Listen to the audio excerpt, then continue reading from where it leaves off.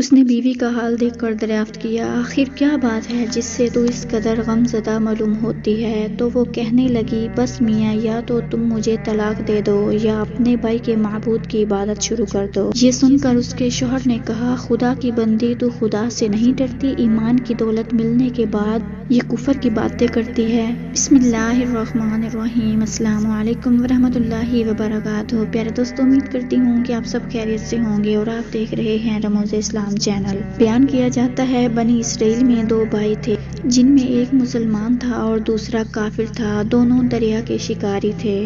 کافر بت کو سجدہ کرتا تھا، مگر جب مچھلیوں کے لیے جال تیار کرتا تو اس میں ڈھیروں مچھلیاں آ جاتی کہ اس کو کھینچنا بھی اس کے لیے مشکل ہو جاتا، مگر مسلمان کے جال میں صرف ایک ہی مچھلی آتی تھی اور اسی پر صبر کے ساتھ خدا کا شکر ادا کرتا تھا۔ اتفاقاً ایک روز اس مسلمان کی بیوی اپنے مکان کی چھت پر گئی تو اس کی نظر کافر کی بیوی پر پڑی جو زیور اور بہترین لباس سے آراستہ تھی۔ یہ دیکھ کر اس مسلمان کی بیوی کے دل میں وسوسہ پیدا ہوا کہ کاش میں بھی اسی طرح ہی ہوتی۔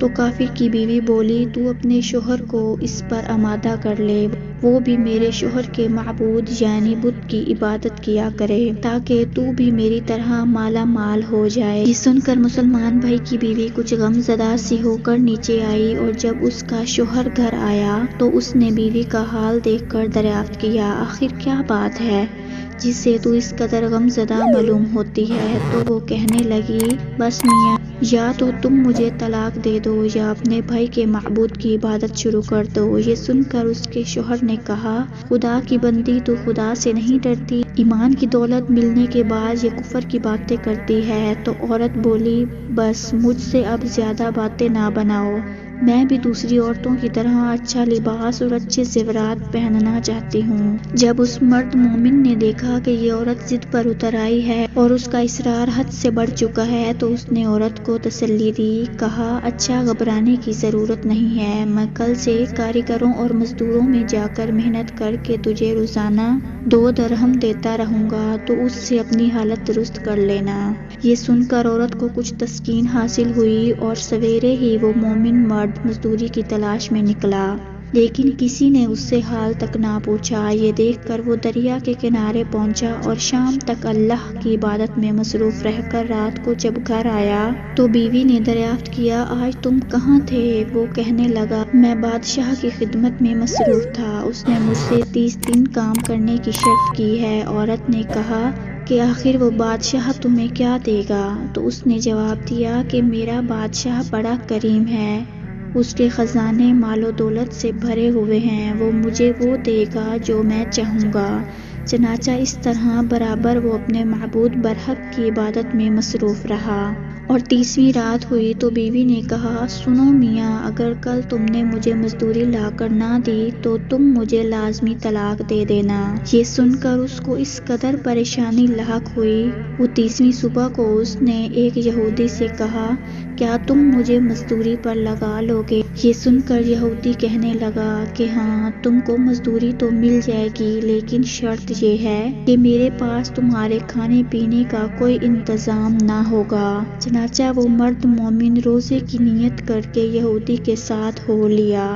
اللہ تعالیٰ کے حکم سے ایک فرشتہ 29 اشرفیاں ایک نورانی طباق میں لے کر اس کی بیوی کے پاس پہنچا اور کہنے لگا، میں بادشاہ کا قاصد ہوں، اس نے یہ اشرفیاں لے کر مجھ کو تیرے پاس بھیجا ہے اور فرمایا ہے کہ تیرا شوہر میرے پاس کام میں تھا، ہم نے اس کو نہ چھوڑا یہاں تک کہ اسی نے ہم کو چھوڑ دیا اور یہودی کے پاس چلا گیا۔